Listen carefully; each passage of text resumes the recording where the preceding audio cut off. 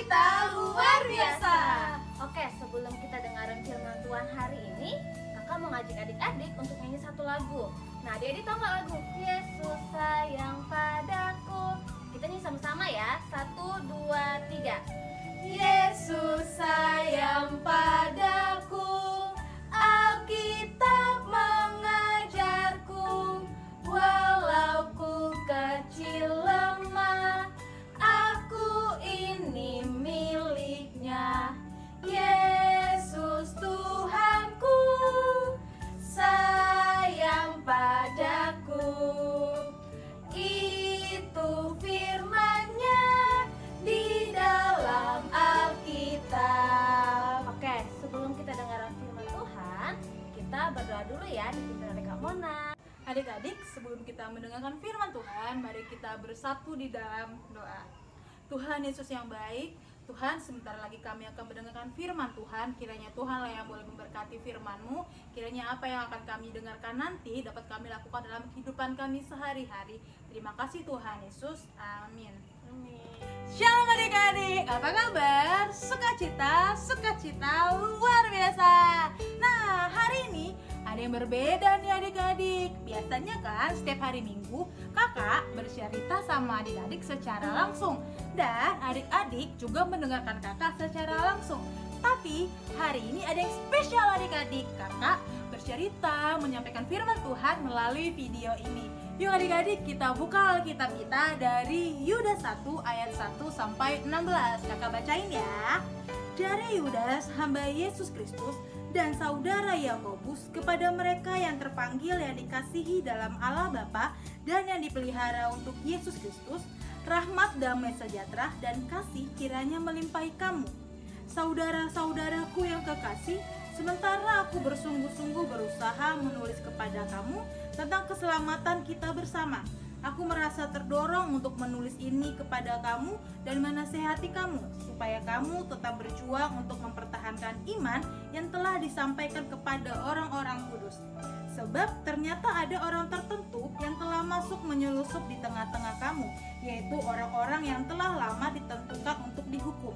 Mereka adalah orang-orang yang fasik, yang menyalahgunakan kasih karunia Allah kita untuk melampiaskan hawa nafsu mereka, dan yang menyangkal satu-satunya penguasa dan Tuhan kita Yesus Kristus.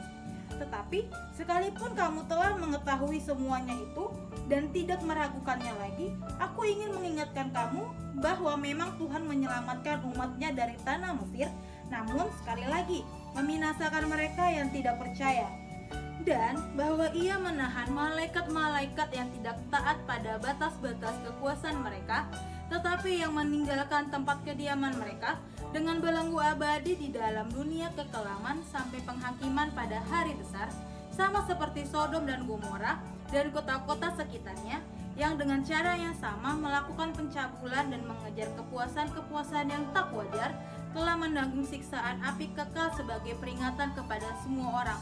Namun demikian, orang-orang yang bermimpi-mimpian ini juga mencemarkan tubuh mereka dan menghina kekuasaan Allah serta menghujat semua yang mulia di sorga.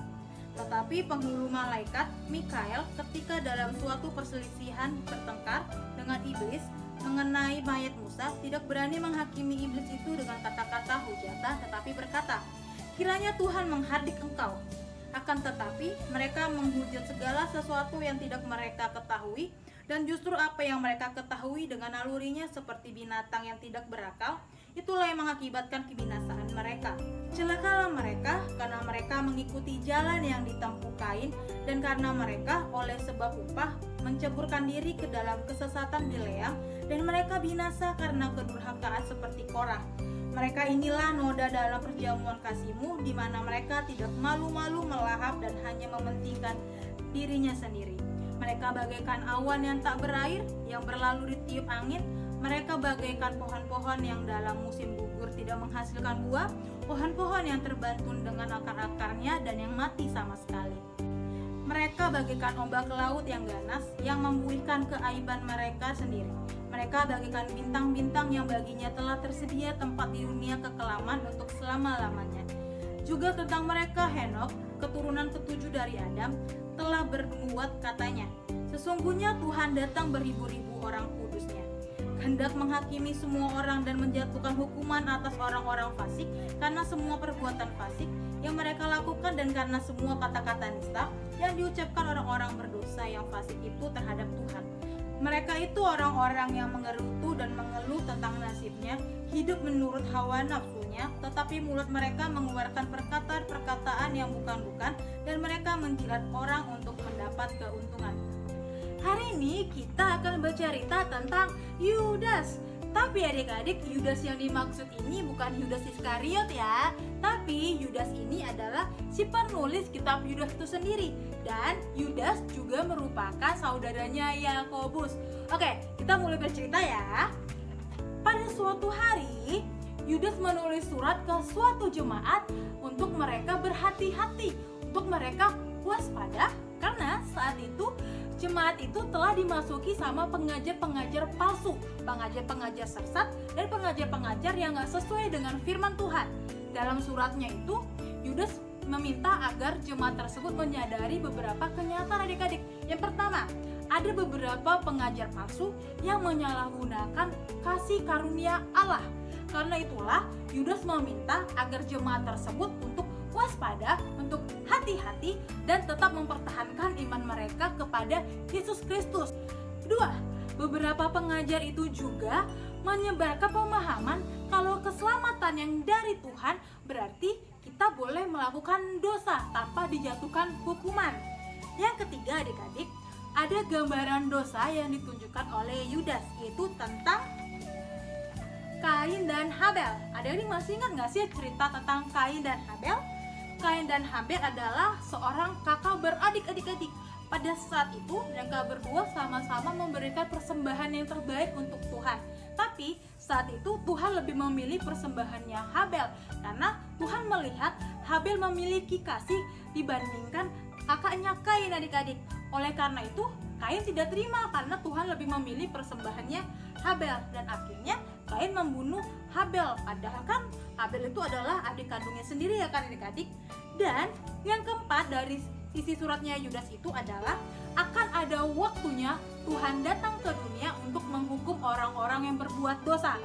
Nah adik-adik, dari cerita Yudas tadi itu Tuhan mau mengingatkan, Tuhan mau mengajarkan agar kita tidak terpengaruh sama pengajar-pengajar sesat dan tidak berbuat dosa.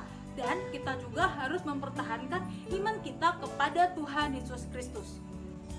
Nah adik-adik, melanjutkan cerita dari Kak Mona mengenai cara kita mempertahankan iman kita dan juga mengajarkan kita tidak terpengaruh dengan pengajaran palsu.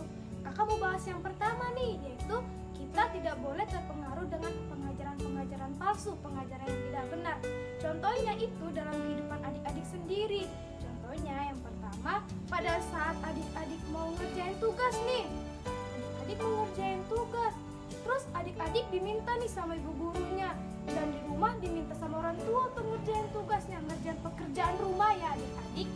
Karena adik-adik disuruh ngerjain nih, tapi tantangannya ada adik-adik. Pada saat adik-adik mau ngerjain pekerjaan rumah adik-adik, ternyata tiba-tiba adik-adik dengar tuh dari tempat adik-adik, dari rumah adik-adik, pintu adik-adik manggil nama adik-adik. Misalnya kakak pakai nama kakak aja deh, Klau main yuk. Nah tantangannya ternyata teman adik-adik mengajak adik-adik untuk bermain. Nah inilah tantangan dari teman adik-adik, dan pengaruh-pengaruh ajaran-ajaran palsu itu bisa dari teman adik-adik sendiri, dari orang-orang yang ada di sekitar adik-adik. Sekarang adik-adik harus pandai nih, harus pintar pilih yang mana ya. Pilih hal yang baik, itu ngerjain pekerjaan rumah dulu atau bermain dulu. Padahal kalau misalnya kita ngerjain pekerjaan rumah sudah selesai, pasti orang tua bolehin kita untuk bermain. Sedangkan kalau kita bermain duluan, kita lupa ngerjain pekerjaan rumah kita, dan besoknya saat kita pergi ke sekolah ditanyain ibu guru, dan ternyata kita lupa ngerjain pekerjaan rumahnya. Nah itulah bagaimana sih cara adik-adik untuk memilih dan mengetahui bagaimana sih caranya untuk tidak terpengaruh sama pengajaran-pengajaran palsu, pengajaran tidak benar tadi. Nah adik-adik, selanjutnya Kak kakak mau bahas nih. Adik-adik pernah dengar nggak dari omongan orang tua, nonton di TV, atau enggak adik pernah nonton nih nggak sengaja buka YouTube, ternyata ada berita yang lagi panas-panasnya atau lagi heboh-hebohnya nih, yaitu beritanya tentang virus corona adik-adik. Virus corona atau COVID-19. Nah adik-adik, dari penyakit ini, dari virus ini membuat adik-adik, membuat kakak juga tidak bisa ibadah impak, tidak bisa, orang tua kita juga tidak bisa ibadah hari Minggu. Akhirnya diliburkan gara-gara virus corona atau COVID-19 ini. Dan adik-adik juga ada sebagian kalian itu diliburkan dari sekolah. Makanya diliburkan dari sekolah dapat pekerjaan rumah yang banyak dari ibu guru. Nah adik-adik, hubungannya apa ya kak sama virus corona ini dengan firman Tuhan kita tadi? Yaitu dari virus ini kita diajarkan untuk bagaimana ya cara kita mempertahankan iman kita. Kita pasti takut adik-adik, kita takut kalau misalnya kita kena nih, kita sakit, kena gara-gara penyakit virus corona ini. Tapi firman Tuhan hari ini mengajarkan kakak, mengajarkan adik-adik untuk bisa mempertahankan iman adik-adik. Dengan cara apa ya kak? Caranya itu gampang banget. Hal yang paling pertama adik-adik bisa lakukan yaitu berdoa.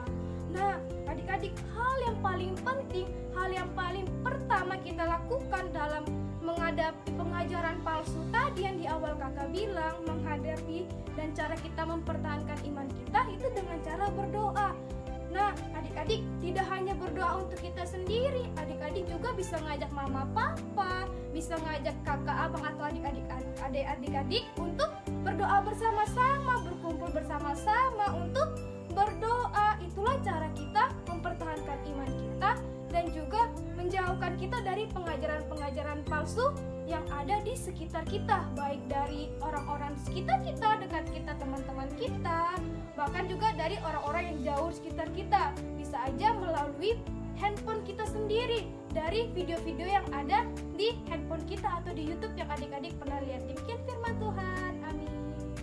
Oke, untuk mengakhiri cerita kita pada hari ini, Kak Mona dan Kak Ani mau bilang, adik-adik tetap jaga kesehatan ya, rajin cuci tangan, makan makanan yang bergizi, dan adik-adik harus rajin berdoa, minta supaya orang-orang yang terkena virus corona cepat sembuh, dan Tuhan juga boleh sembuhkan bangsa Indonesia, menyembuhkan dunia ini dari virus corona supaya kita bisa sama-sama kembali beraktivitas seperti sebelumnya. Terima kasih. Dan sampai jumpa minggu depan.